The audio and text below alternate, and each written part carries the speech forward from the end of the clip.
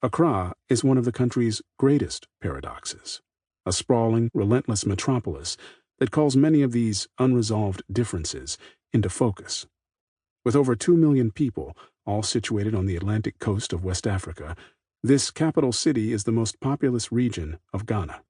Many of the political elites, the military, and the wealthy inhabit the East Legon neighborhood, bringing money back from a number of extra-legal sources abroad, while hundreds of thousands of other Ghanaians live only a few miles away in the neighborhood of Nima, one of the fiercest slums in the modern world, oftentimes without access to clean drinking water or electricity. Open sewers carry human excrement past residential dwellings. Muddy orange roads are sometimes overtaken by piles of garbage.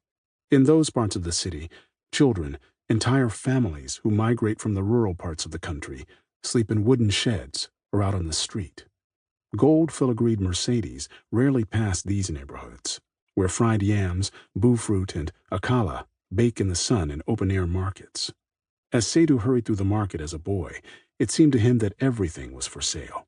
Spools of fabric, used tires, appliances, the stalls echoing with the joyous ferocity of his country, though for the families of Nima, there did not seem to be any sense of change, any hope for the future, no matter what was being bought or sold. Today, 25% of Ghanaians live below the poverty line, making it nearly impossible to escape the economic class they are born into. You can live in a free country, but you are not truly free unless you have the opportunity and financial means to express that freedom. And unless you are a politician, in the military, or have money, the state, which purports to be a democracy, has no use for you. This glaring disparity between wealth and poverty affects every transaction, informs every conversation, every glance. The city, the country itself, resists resolution. You will not find its center anywhere on a map because it exists in past, present, and future tense, always changing, always going backward and forward at the same time. Try to locate Ghana, try to find the spirit of the country and its people, and you become lost, because it is not, nor has ever been, one thing. By its very nature, it ignores interpretation, simplification. If there is a center to Ghana at all, it is a paradox itself, an unopened flower in a nest of nettles, a diamond buried in a hill of refuse, a beautiful song echoing from a dark alley. Born in Nima in 1992, Seidu was a quiet, though energetic child. As a boy, he recognized some of the disparities that surrounded Ghana and decided he would devote himself to football, practicing every day after school, certain the sport would be the thing that would help him transcend the difficult circumstances of his family's economic situation.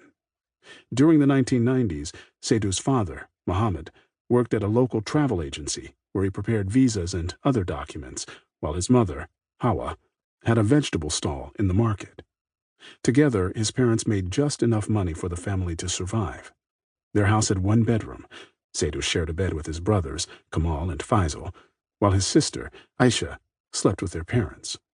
The year Seidu turned 10, he surprised all of his classmates when he volunteered for his elementary school's football team. Before class and during recess, he would often sit and watch the other boys playing football, studying how they moved, what they did with their bodies. In the shadows of the Kanda Estate school building, with its failing roof and collapsing plaster walls, the paint fading and peeling in the shape of gladioli, he dreamed of being a professional football player, a champion like Ghanaian superstar Kbt8.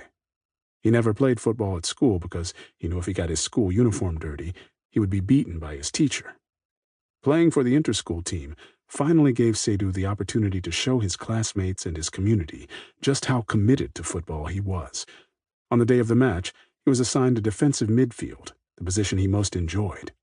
He looked up, saw his older brother Kamal sitting in the stands, and grinned. Although the game was a tight one, Seidu worked hard to keep the ball away from his team's goal, sending it flying back each time it came near. He began to get tired, but stayed focused, trying to follow every instruction his coach shouted from the sideline. Seidu's team eventually scored and won 1-0. When the game was over, Seidu looked at the sidelines again and saw Kamal, standing on his feet, cheering. To keep listening to this audiobook, I've left you a link in the description so you can do it. at no cost thanks to Audible's 30-day free trial.